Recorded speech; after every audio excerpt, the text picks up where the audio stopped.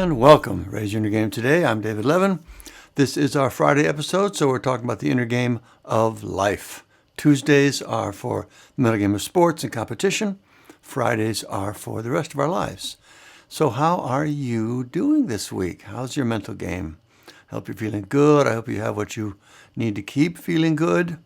Stressful times we're in, no doubt about that. It's not easy staying on top of things, being the person you want to be all the time. It's only going to get harder these next few months. So again, I hope you feel like you have what you need to stay positive and focused, or at least positive and focused enough. Sometimes that is the best we can do. Things here are basically the same as they've been in our fall rhythm. Nothing much worth commenting on. Big news here is that it's fair week. Here, the county fair, that's always a big deal. Of course, like everything, it changes a lot as the kids get older. It was huge when they were little. But now, of course, Peter's not even here.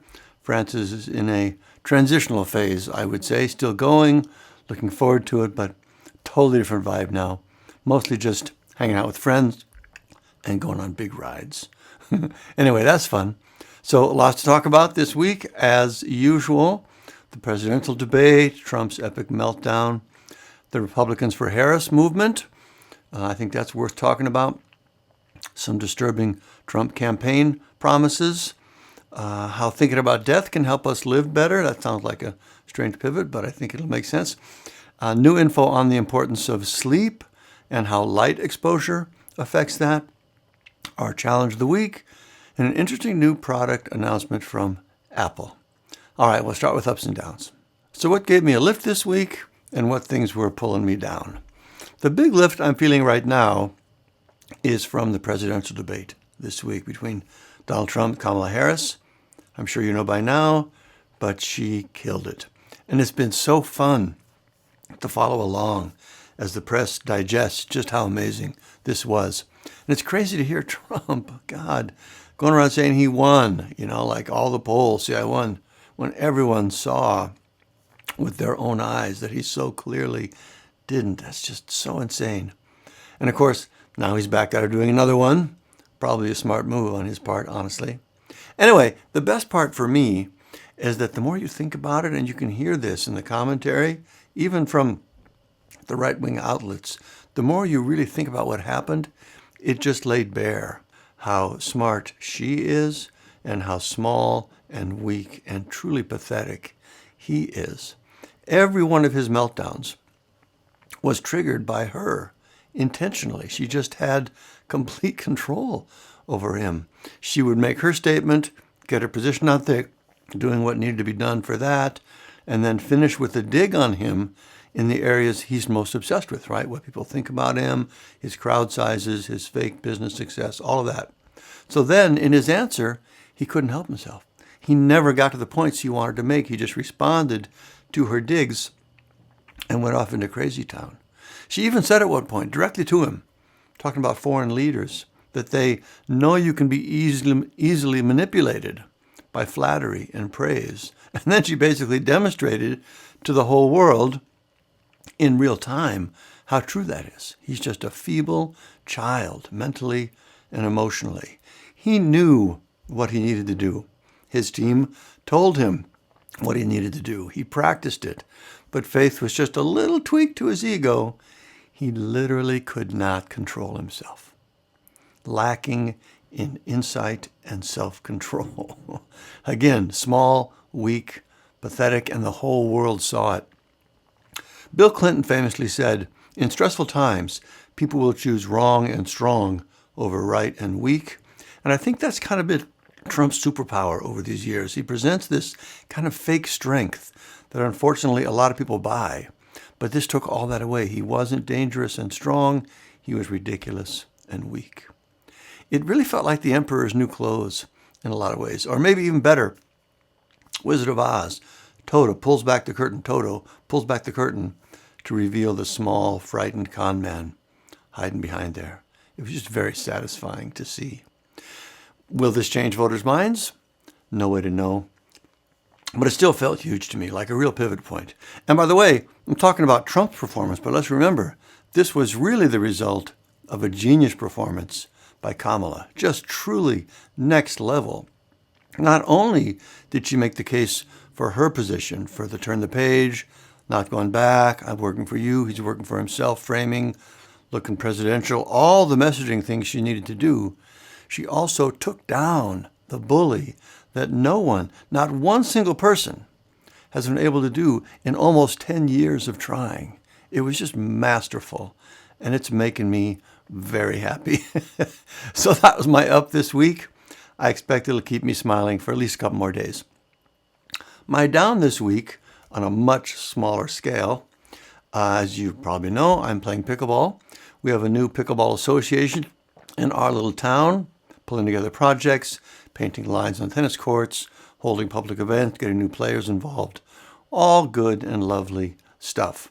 But there has started to be a bit of tension in our group. I don't want to go into the details, but basically, the group has a pretty standard policy about how members engage, and there's one member specifically who's been pushing that boundary, and it's been causing a bit of conflict. Emails going back and forth amongst the board, tension at our open play events, factions starting to form. It all sounds ridiculous just talking about it. Because, it's pickleball in Viroqua. We just want to play and have fun. But there's this tension. So the down for me, or at least what I wanted to talk about, was not so much the conflict itself, but how it affects me. I am super conflict averse, though honestly I actually think I'm pretty good at it. Once I engage, I can keep my cool pretty well, or at least keep thinking clearly as my emotions are rising, but I really deeply don't like it and will avoid it at all costs. So that's what makes this a down for me, or at least what makes it such a big down. Other people will respond differently. They take things less personally, maybe. They are more naturally inclined to come together and talk things out. I just want to run for cover and get as far away from the conflict as possible.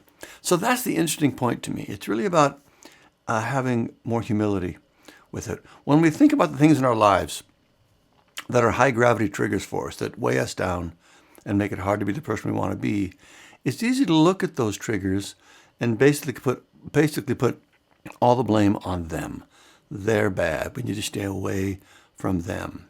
I'm not saying we don't need to stay away from the negative triggers. I'm just saying it's very helpful to remember that our own wiring and sensitivities are also playing a role. It doesn't have to be that the high gravity trigger is bad. It may just be bad for me. You know what I mean? The more we think the difficult things around us are inherently bad, the more we isolate ourselves and trap ourselves in a negative loop. But when we can hold both those things in our mind at the same time, yes, this is not good for me, but that doesn't necessarily mean it's bad for everyone. It just gives us a little more space to free ourselves from the trap of stress and negativity.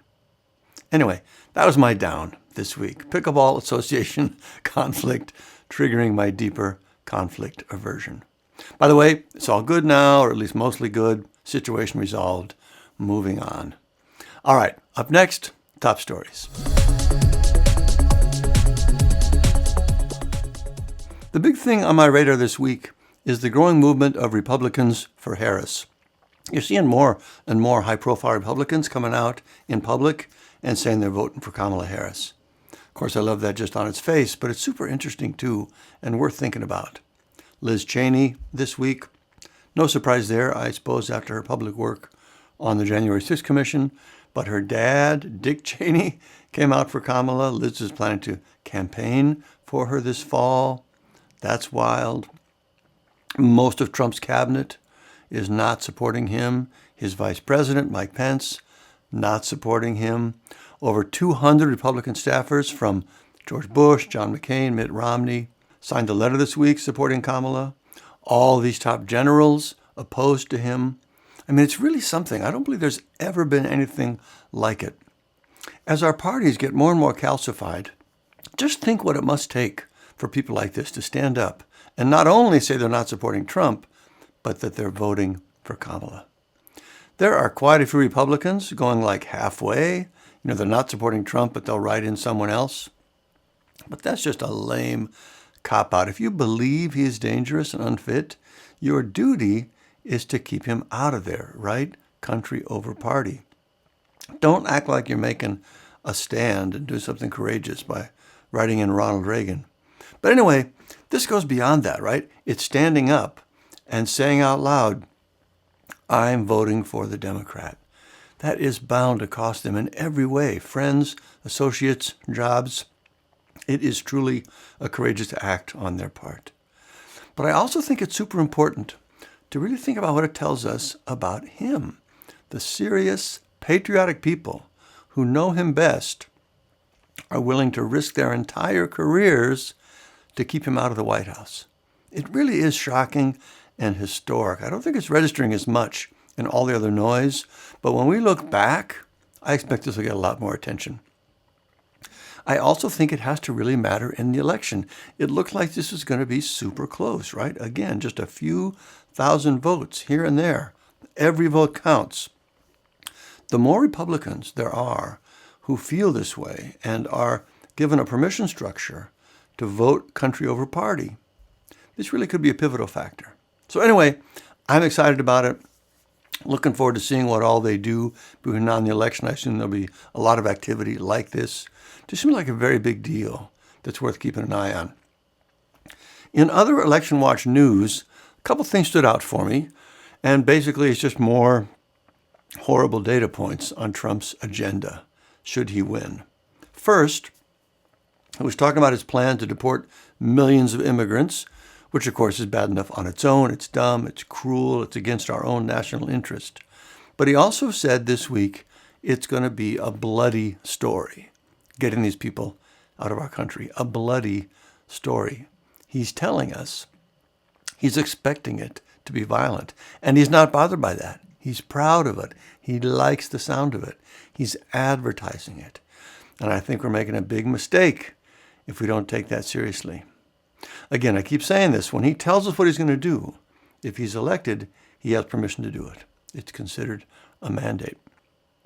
Another data point, and he's been talking about this for quite a while, but I still think it's super chilling and dangerous, but it's the promise to pardon the January 6th rioters. Like on day one, like it's a top priority for him to pardon these people who were convicted of trying to overturn the election. Pretty much the highest crime possible against our country, and physically violent, he wants to pardon them all on day one. What does that tell us? No respect for the rule of law, no respect for our country, honestly, and its institutions, no understanding even of how they work and what happens when you break them. It's only about him and what he wants for himself. Everything else be damned. It also sends a clear signal to every thug and violent extremist out there. You can do whatever you want as long as it's about supporting me and helping me stay in power. No matter what the law says, I will pardon you. That is how you tip into full authoritarian rule. It's officially sanctioned violence against opponents, and it's one of his top campaign promises. Next one is more recent, but he posted that if he wins, he's going to jail political opponents. So here's more on the same theme. He frames it as jailing people who are trying to cheat in the election, but of course he really just means anyone working against him. First, there's no cheating going on in our elections, just tiny amounts here and there, nothing that makes any difference. And of those, most of them are actually done by Republicans anyway. And of course, he knows all that, but never mind. His post on this, and first of all, it's written in this childish, quasi-legal sounding language, like he's trying to make it sound like an official proclamation of some kind. He's such a child.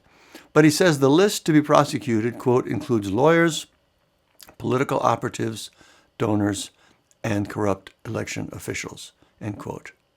Reminder, there were no corrupt election officials, no evidence of that anywhere. Now Republicans are working to put in some corrupt officials around the country now, in Georgia and Arizona especially, but again, never mind the facts. The point is, he's telling us he will prosecute political opponents. He's already said he'll remake the Justice Department to be under his direct control. Now he's telling us more what he plans to do with that power. Finally, this one's not dangerous, it's just on my mind, but it's his ridiculous insistence on imposing big tariffs on imports and telling us it'll be paid by the other countries, not by consumers here. I genuinely don't understand this one. Does he not understand how tariffs work? As dumb as I think he is, I don't think he's this kind of dumb. He has to know that tariffs are paid by the companies who pass those costs on to consumers. So if he does know, then he must just think we are really, really dumb because it's so obviously not true. If you raise the price of oil, gas prices go up. If you raise the price of grain, bread prices go up. If you impose tariffs on imports, prices go up on all those products. Nobel economists, big banks, big companies, they're all saying his tariffs will hurt the economy. He keeps saying they'll help the economy in every way. I just really can't understand him. Anyway, that's a lot of stuff. Dark stuff. Sorry about that. But it all continues to paint the picture of how truly dangerous a second Trump term would be in every way imaginable. His temperament is dangerous. His impulses are dangerous. His policies are dangerous. All right, that's fun. And that's top stories for this week. Next up, Inner Game Gold.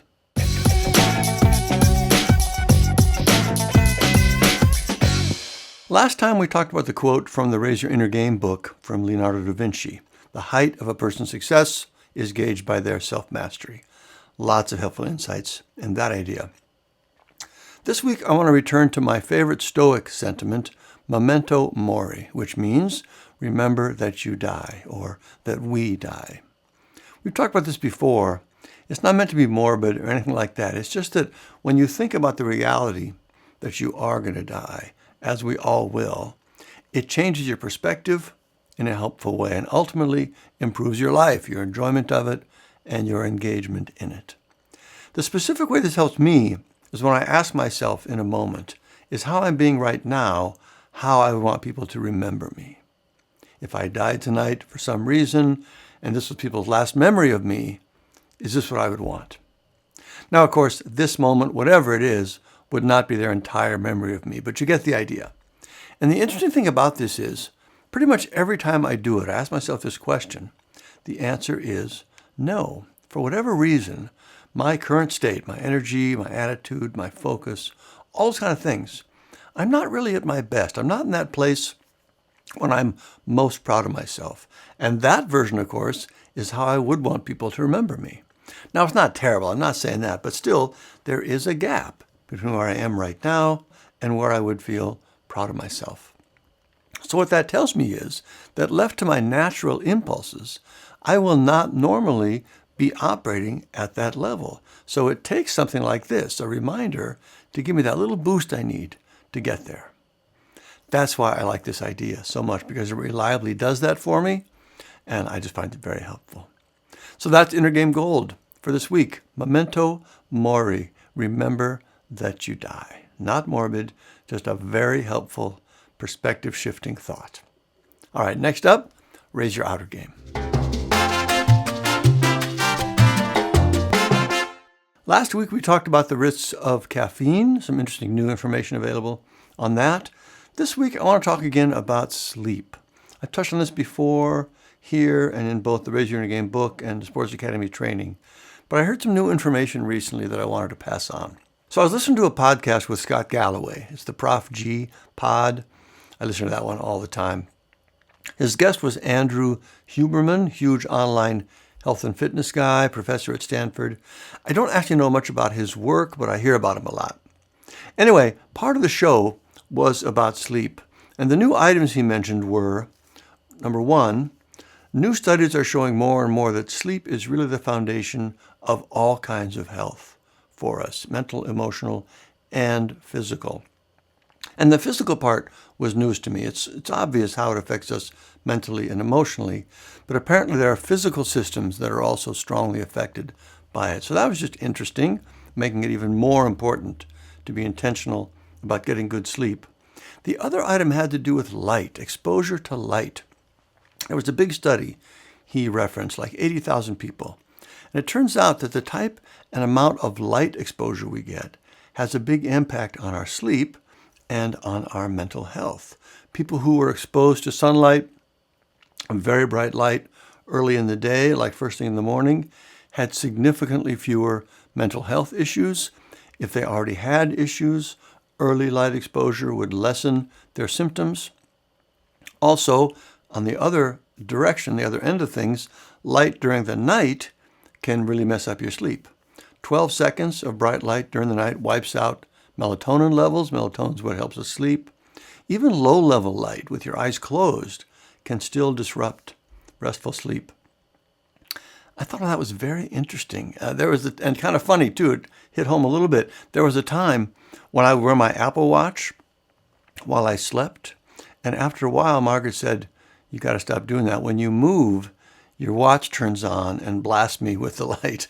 And of course, it's not really a lot of light, but when you're asleep, it seems like a lot. And again, based on this report, this data from this study, even what seems like a lot, even just a little bit with your eyes closed, is most likely going to give you some real sleep issues. So I stopped wearing that. Anyway, it's just very interesting. For some practical solutions, he says, get outside first thing in the morning if you can as part of your routine. Also helpful throughout the day, getting good, bright sunlight. Possible to invest in a bright LED light for that purpose. Some of those are just made to give you that sort of light effect. He mentioned 10,000 lux. Sunlight's still better, but can't always do that. At night, for the darkness, reduce the brightness of things before your bed, dim your screens, and so on. If you can, wear a sleep mask while you sleep. Light blocking blinds, also a good idea. So again, I just thought all that was helpful to hear, and I'm going to work on getting more sunlight in the morning. I do tend to get outside during the day pretty regularly, but maybe I could do a little more in the morning. Anyway, that is the Raise Your Outer Game for this week. Just some interesting stuff. Make sure you're getting good sleep, and part of that is getting nice, bright sunlight in the morning and throughout the day, and then keeping things nice and dark during the night. All right, next up, our challenge of the week.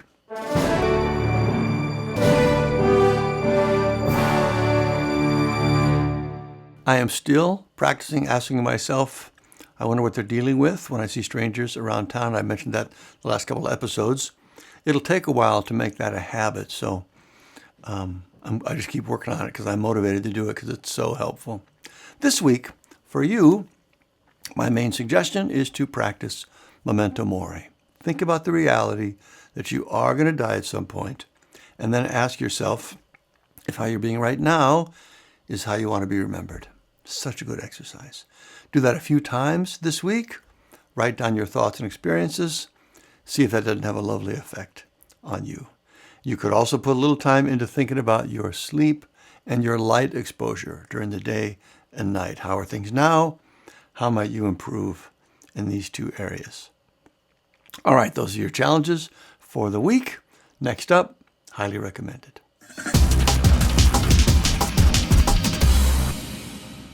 This week, two things.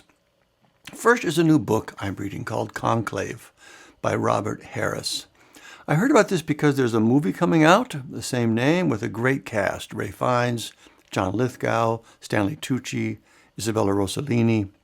It's a story about the process of electing a new pope. That's the conclave, that's what that's called. It's listed and described as a psychological thriller, which seems kind of interesting in that, premise. Anyway, I wanted to read the book ahead of the movie, and so far it's really good. First of all, it's interesting to go into a world you don't know anything about, right? And the Catholic Church and the Vatican are certainly that for me. It's well written, tons of interesting detail. I'm about a third of the way in right now, but just enjoying it very much so far. But here's the thing that really surprised me. First, I'm not sure if I've said this here, but I am not a religious person. I'm an atheist. I disagree with pretty much everything that religion says, every religion. I even feel pretty strongly that religion and especially religiosity are at the root of most of our problems socially in our country right now. So my default feelings towards religious subject matter are pretty well set against. But the main character in this book, who's a pretty powerful figure in the church, is the most gentle, humble, kind, lovely character you can imagine. And it's clearly his religious belief that helps him be that way. He'll react negatively to someone, for example, as we all might, right? But he'll catch himself, remember a line from Scripture, reconnect with his own failings as a person, and reset and respond in a kinder, gentler way. It really is lovely to witness. And it's not that different from what I talked about earlier with Memento Mori, being in one kind of state, having a reframing thought, coming out in a better state. So anyway, I was just really struck with that, with how lovely this character is and how much his religion helps him be that way. Of course, it's fiction, but it's still a nice reminder that there are many different paths to being a better person. The other item I'm excited about this week, and this might not sound like something to be excited about, but it's an announcement from Apple about a software update coming to their AirPods Pro 2 earbuds. So here's the deal. These earbuds, and I've had a pair of these for a couple of years, and they're great already. I use them all the time, every day, many times a day, and just really love them. But starting this fall, they're going to be able to function as clinical grade hearing aids. They'll be able to do your own personal hearing test and then adjust to whatever needs you have. I don't need hearing aids, at least I don't think I do. I do have a pretty significant loss in the high end from all my years playing in rock bands. So I have a hard time hearing things like the beep when the electronic thermometer is done, taking your temperature. I can't hear that at all. But speech, everything else, everything that seems important is pretty much fine. So I'm not so much excited for myself, though I am intrigued by what music and phone calls, etc. will sound like when the pods start compensating for that. But I'm really excited for the disruption in the marketplace for some reason. Hearing aids are expensive, right? And I don't think they look great. I mean, I guess you might not like the look of AirPods either, but at least they're everywhere, right? There's almost no stigma with that look. But also, AirPods are only $250 or so. So it's a lot cheaper, arguably cooler looking, and probably a lot more practical. With AirPods, you can also listen to music and podcasts and make phone calls. I mean, it really just strikes me as a radical change and disruption and improvement to the whole market. And I just think that's exciting for some reason. Software update coming this fall. Looking forward to checking it out.